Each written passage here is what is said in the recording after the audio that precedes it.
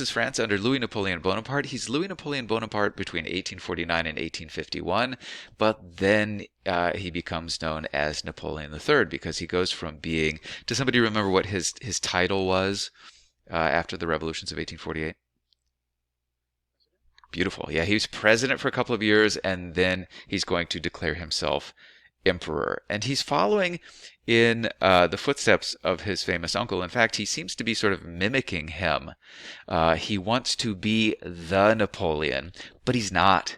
The Napoleon, if you think about it, comes to power in a kind of power vacuum that happens because there is the ability during the tumult of the French Revolution for people who have talent to move into a meritocracy and kind of make it as far as they possibly can based on their talents, not based on birth. And Napoleon III is a guy, I would argue, who comes to power because of his name. So in a way, because of birth, rather than his mad skills or his talent. But he's not the Napoleon. And well, why would you say the Napoleon is able to become emperor and so popular in France?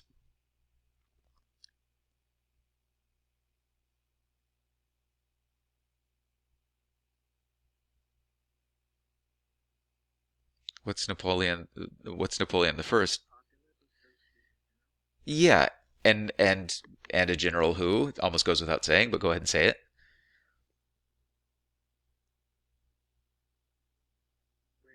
He wins. He wins big time, right? He's taking over all of these territories. And so that's how he maintains his popularity, I think. And that's how he's able to become emperor. An emperor is more than a king. It's somebody who controls multiple territories or multiple kingdoms. So this Napoleon III is, in some ways, kind of a shadow of the real Napoleon, or he is, like somebody said, the first Napoleon is drama or what have you, and Napoleon III then is kind of farce. It's kind of funny, and I'll tell you some things that are really kind of hard to believe that happen under Napoleon III.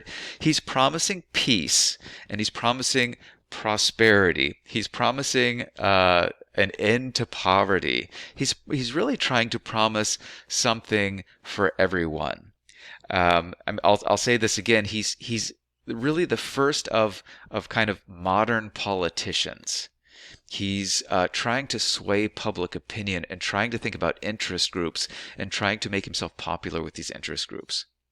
He doesn't get along with the National Assembly. You might remember that most people in France for a long period of time are monarchists, and they're legitimists too, I think. In other words, they'd really like to have somebody sitting on the throne who's related to the royal family, the Bourbon family, or the Orléans branch of the royal family, but they couldn't agree on who that person should be, whether it should be a Bourbon or from the Orléans branch. And so they're pro-monarchist. They'd really actually like to see a king come back. They'd like to have a Khanman, I think. A lot of the more wealthy people who are sitting in the National Assembly. Well, Napoleon III is president for a couple of years. He sees that the Constitution is going to limit him, and he's not going to be able to run for president again. And so he more or less demands that the National Assembly change the Constitution so that he can be president again. And they don't want to do that. So he gets frustrated by that and decides to have a coup. He says that he's doing this. He says that he's doing this for the people. He says that the National Assembly is, filled with people who are just all about themselves or just all about their own special interest groups. And he, as a man who could look out for all of the interests of all of the different people, would be a much better leader than this National Assembly. And it works. He is able to convince troops to shoo away the National Assembly, and then holds a plebiscite. A plebiscite. We have a number of plebiscites that are coming up in second semester, but a plebiscite is a yes/no vote. So there's some sort of question like, do you want Napoleon to be, or did you want him to be, president for life, or eventually, do you want Napoleon to be emperor for life? Um, And plebiscites are always done, almost always done by dictators, and they always have a suspiciously high approval rating. They're always like, "Do you want, Napoleon to be president for life?" 90% of the people say yes. Or do you want him to be emperor forever? 92% of the people say yes.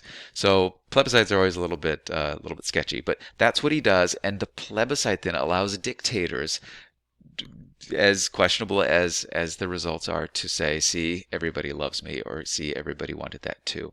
So first, overthrowing the National Assembly, saying everybody's cool with that, right? Yes, and then wants to be emperor as well.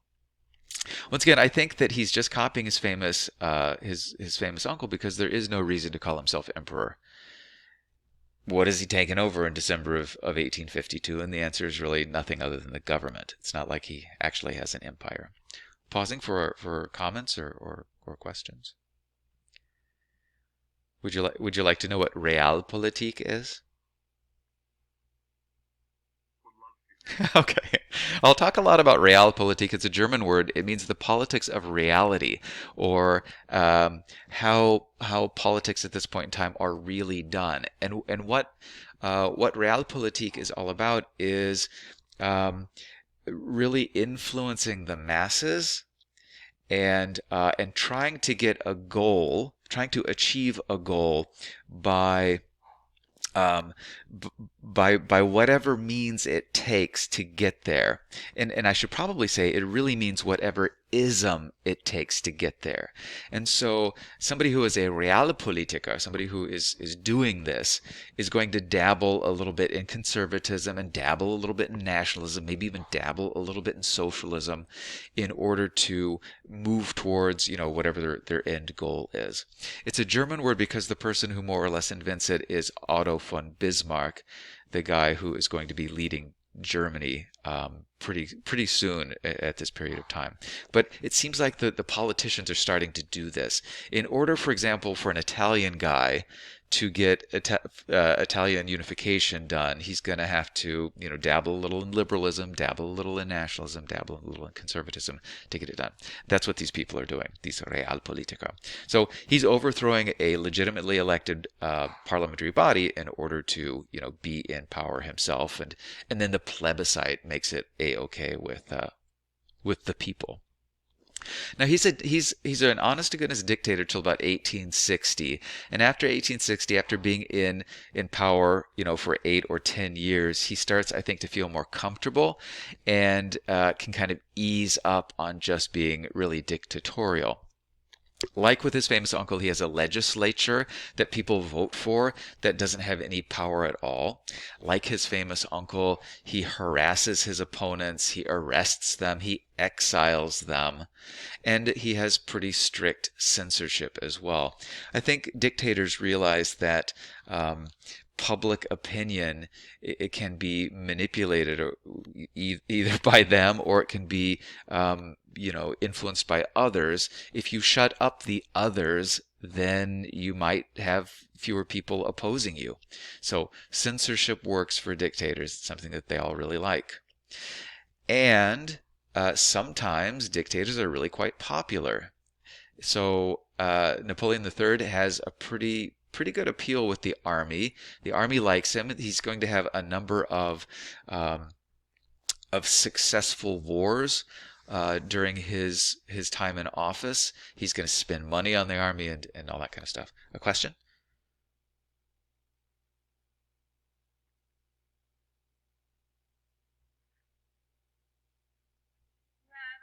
Yeah, go ahead.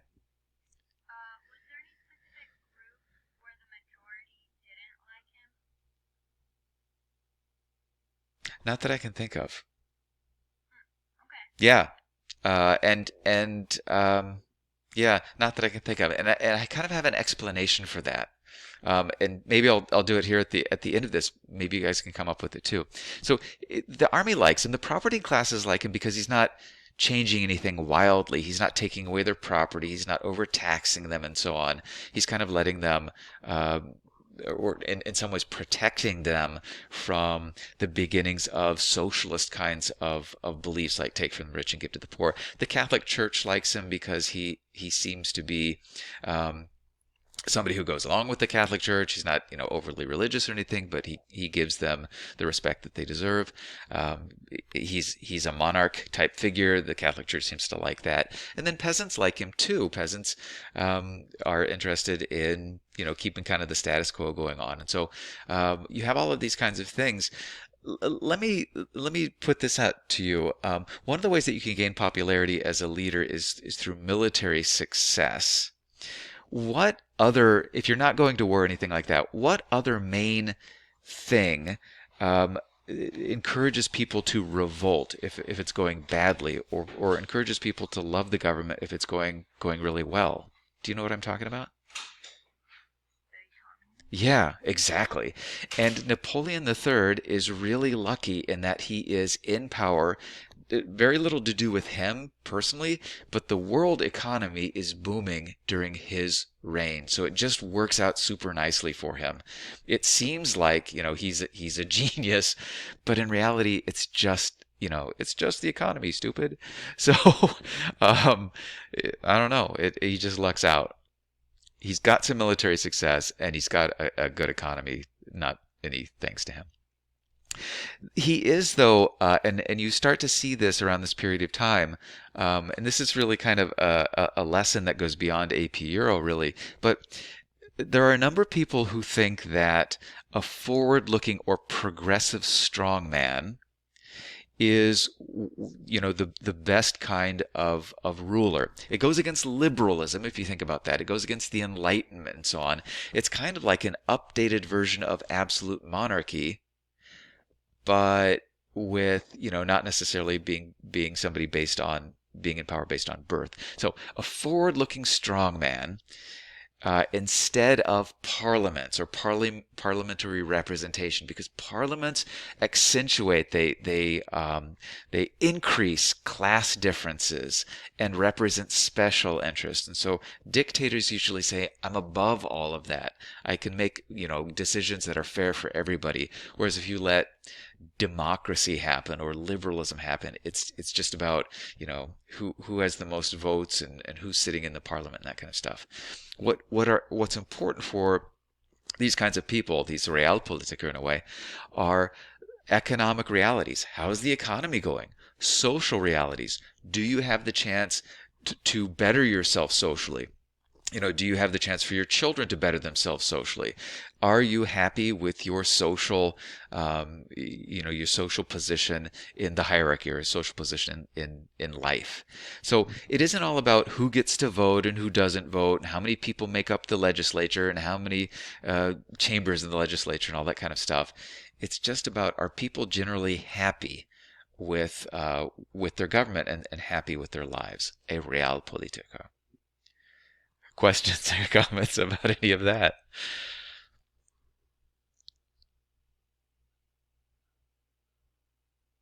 Okay. Well, he does have an economic policy, and it does, I suppose. I'm going to go ahead and give him some economic credit. He has technocrats manage the economy. A technocrat is somebody who is a bureaucrat, somebody working for the government, sitting at a desk, but also has technical knowledge of, for example, how the economy works. Um, these experts then try to promote policies that are going to be good for the economy, keep the economy humming along. There was a nobleman by the name of Henri de Saint-Simon who thought that the people who were in charge of France 50 years before this were just parasites, the church and the nobles and the king and so on. He wanted to turn the economy over to technocrats to manage it, doers as he called them. And so this is kind of like taking uh, this socialist aristocrat, as weird as that is, taking his ideas and running with it. So what they established was a private banking system to allow people to invest their money, but then also to have this private banking system provide capital for people who had business ideas. Banks are really important. And capital is really important for economic development. Anytime that somebody wants to make a factory or have a business, they're oftentimes borrowing money to do that. So, very important. Industrialization is going on. You might remember that Britain is the first country, and it's not until about 1820, 1830 that the other European states start to industrialize. And so, take 20 more years. And so, France is really going booming 1850 to 1870 when Louis Napoleon Bonaparte or Nap III is in charge. They also do a number of public works projects. They're spending money, putting people to work, spending government money in order to, create a new aqueduct for Paris, or improve the sewer system of Paris, or create, as you'll see, really create a completely new Paris. You can see the Arc de Triomphe down there, and how there's these broad avenues that are going to be created out of what was formerly medieval Paris. They're expanding railroads from about 3,000 to 16,000 kilometers, or about 10,000 miles worth of railroads. And even going with a free trade agreement with Great Britain in 1860. I think that's a big deal for the French. I remember at one point in time under Napoleon I, Napoleon I, there was an economic blockade of Britain. So it's sort of like a 180 degree turnaround from that. So during his reign, there's really an increasing standard of living for everyone. And so there's no reason to 1848 revolt, or 1830 revolt, or 1789 revolt if people's bellies are full and they generally think that tomorrow will be a better day economically. Pausing for a moment.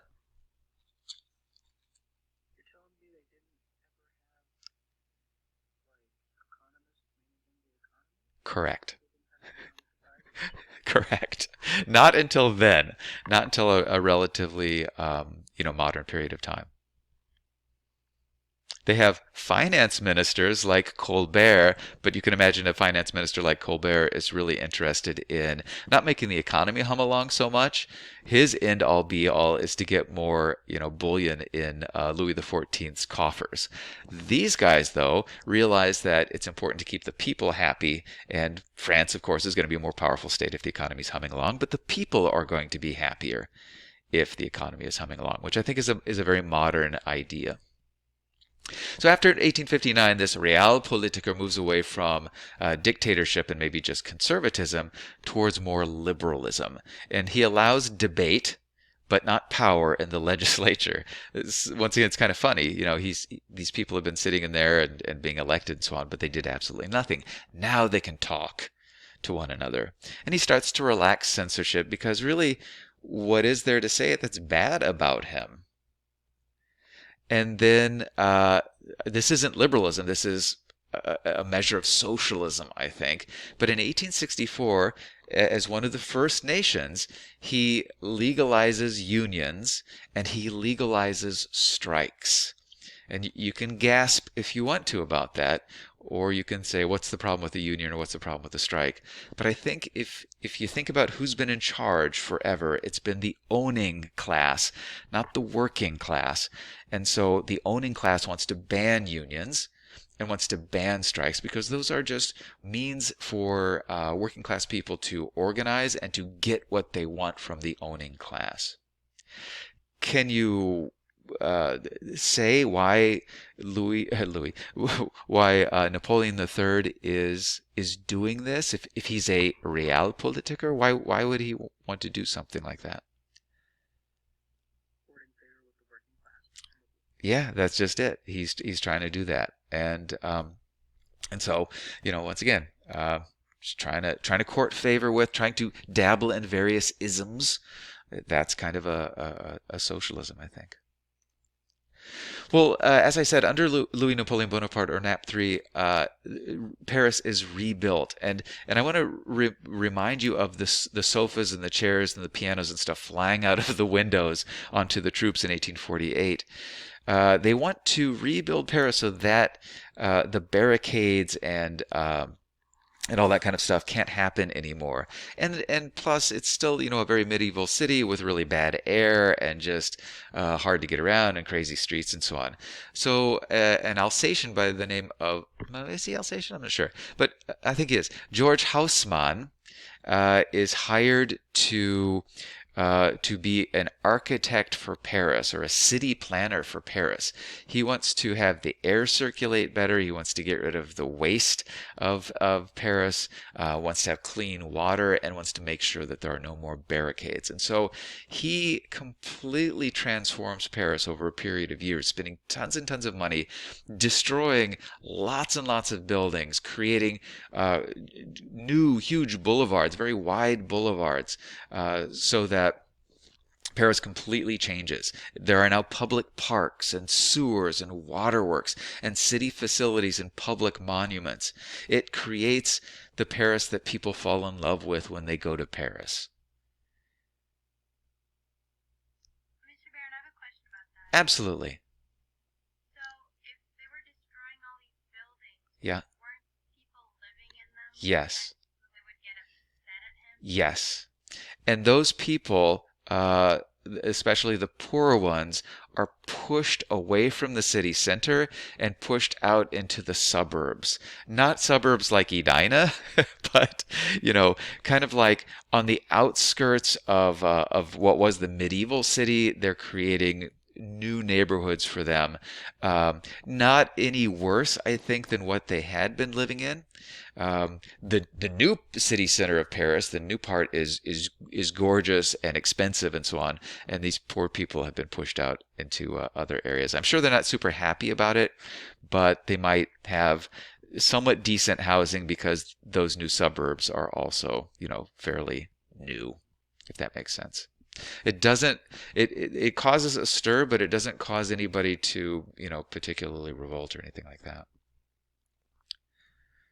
So straight lines. It's all about creating straight roads, straight boulevards, straight streets so that you can march your troops, march your cannon, eventually have traffic other than carts and so on. But look at what it looks like. You've got fountains and grass and trees and parks and a much cleaner Seine River and more sewers for phantoms to live in and all of that kind of stuff. Really pretty nice. Well, here's sort of the beginning of the end, I think. This sustains Napoleon III for a long time, but he's pretending to be, or he wants to be like his famous uncle. He's a Bonaparte, for goodness sakes. He's named Napoleon, so he has to have military success. But he's not a general. So he intervenes in a whole bunch of military conflicts, and some of those are successful. At least the early ones are successful. So did you guys read about the Crimean War? Okay, that's slightly problematic because the Crimean War, I'll just go ahead and talk about it right now, is a war between, well, Russia and the Ottoman Empire are always going to war with one another, and the Russians are always beating up on the Ottomans. Well, uh, France and Britain didn't like that. They didn't like the possibility that Russia would defeat the Ottomans, take back and recreate Constantinople from Istanbul, get into the Middle East, get into North Africa and stuff. And so they backed the Ottoman Empire in a war against Russia to the point where this is going to blow your mind a little bit. France and Britain side together to go to war with Russia. Weird, right? They're always on opposite sides. Instead of invading Russia like the original Napoleon did in a big way, they simply latch onto the Crimean Peninsula, which is north of the Ottoman Empire. It's kind of like a little bit that hangs down into the Black Sea, and that's where all the fighting takes place on the Crimean Peninsula, and it's kind of a draw. France and Britain are able to hold off Russia, which is really humiliating for Russia.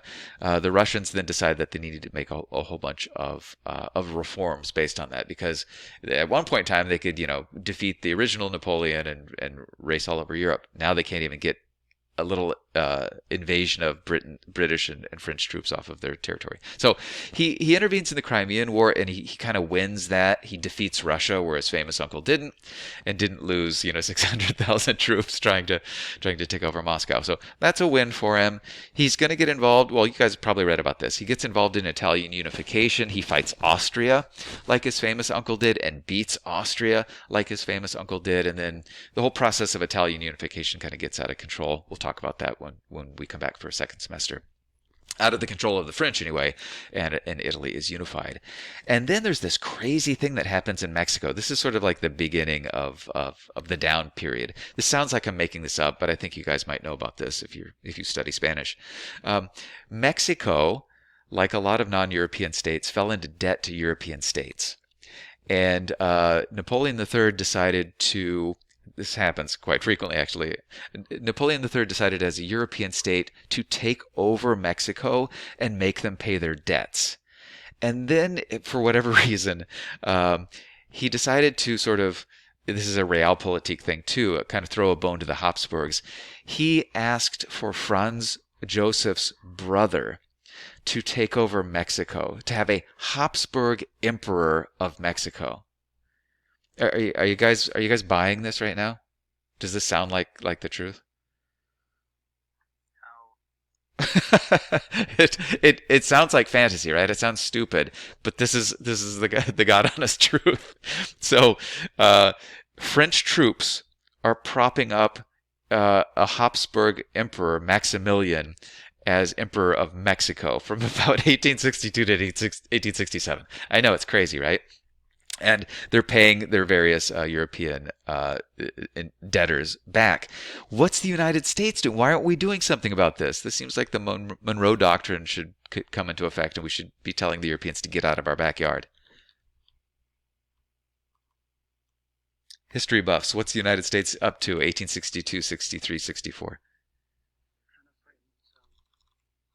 Yeah, Civil War, right? So we Americans are busy, and then the French are in Mexico. By the way, Cinco de Mayo is a victory of the Mexicans over French troops.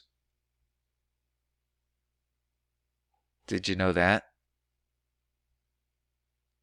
Which makes the story even more bizarre. Why is it that on Cinco de Mayo, we in the United States, celebrate that by eating Mexican food at a Mexican restaurant or whatever people do for Cinco de Mayo? It's insane.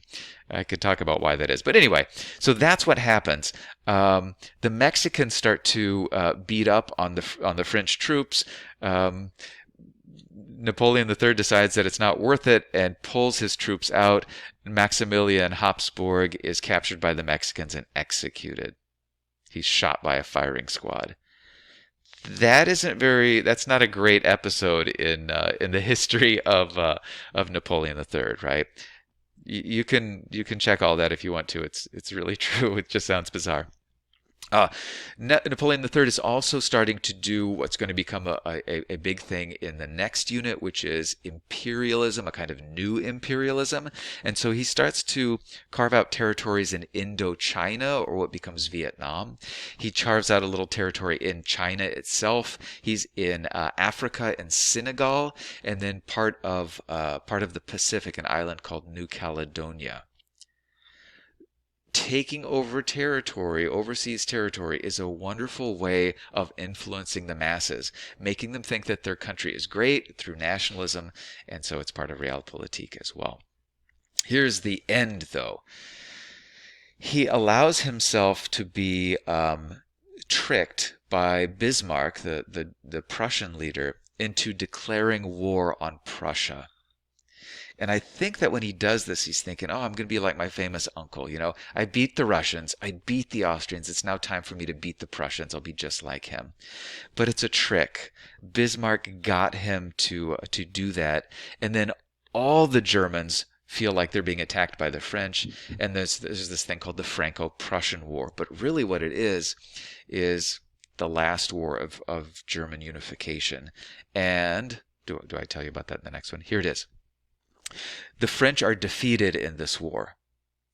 This is really the first time that the Germans have been able to defeat the French one-on-one. And to make it even more humiliating, Napoleon III, who tried to lead the troops, gets captured by the Germans. His career is over.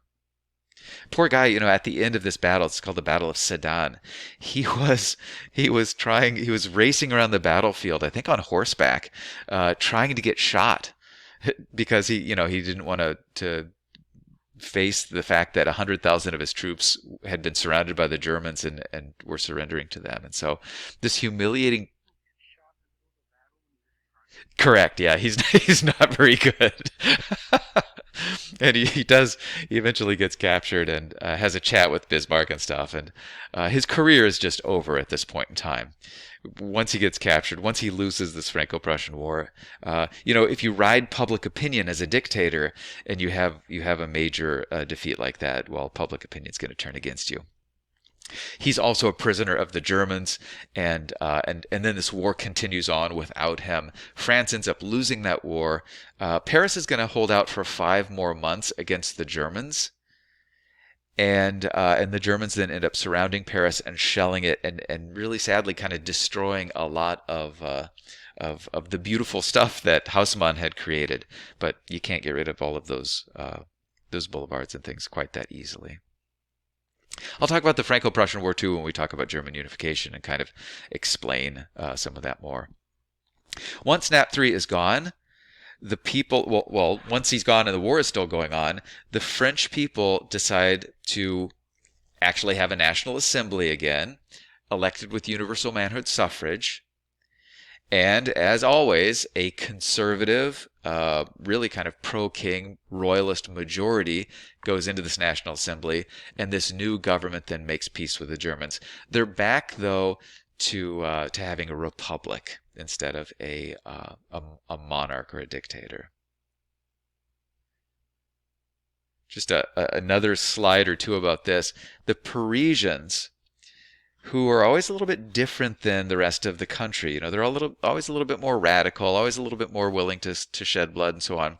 They were really quite livid about how this war went and how, Napoleon III's gone, but they thought that the rest of France, they wanted the rest of France to rescue them from being surrounded by the Germans and so on. They felt like they were the true patriots, that they had been betrayed by the rest of France by not fighting harder to liberate Paris and push the Germans out of France. And so they actually had a kind of rebellion or revolt against the rest of France. This is a 3-month a 3-month period of time in which Paris secedes from France. Because Paris is filled with a lot of working class people, Paris is really quite radical, and France is filled with peasants, and it's not. So the Parisians set up their own government called the Commune, and uh, come up with all kinds of ideas about how to change everything. It seems to some people like it's the working class. Karl Marx talks about how the working class will rise up and overthrow the bourgeoisie. The proletariat overthrows the bourgeoisie. Once again, we'll talk about that in the next unit. This is not a Marxist revolution. It's really kind of like anarchy. It's a rejection of a national assembly sitting in Versailles, and a rejection of the conservative nature of the rest of France. Anyway, long story short, the Germans release a whole bunch of French prisoners of war, and the French state invades Paris again, just like in 1848, the Bloody June days, and they restore order to Paris, take it over again, and make it part of France again. That's just called the Commune. It's kind of a weird little interlude. It all actually starts over the central government trying to seize cannon from people in Paris who were using them to defend their neighborhoods. And when the government troops showed up to take away their cannons, they're like, no, we're resisting. And you got 3 months of the Commune. Very strange thing. There it is. It's kind of a bloodbath. It's like the Bloody June days all over again. About 25,000 Parisians were killed, and about 7,500 of them were deported to other places. There's lots of atrocities and executions committed by both sides, but the state wins again. The state always wins. It has the army on its side. I think the Archbishop of Paris was taken hostage and then executed. They tried to blow up Notre Dame, and there's just all kinds of things going on with this commune. But that's pretty much it. That's kind of the story of Napoleon III and his interesting 20 years in power, and then just kind of like what happened to his famous uncle. You lose a war, you lose power, and then they came up with something different instead. Here's some foreshadowing for next semester and the next unit. Uh, France starts to decline as one of the greatest powers. It's decreasing relative to the new Germany. And there's this really kind of scary political divide between left-leaning French people and right-leaning French people. Sorry. Um, and France desperately, after this defeat in 1871, France desperately wants to regain power and prestige and take back the territories that the Germans stripped away from them. Once again, we'll talk about that when we talk about the unification of Germany in semester 2. So trying to regain Alsace that had been stripped away from them and increase their foreign empire. That's what France is all about after 1871. Okay, I'm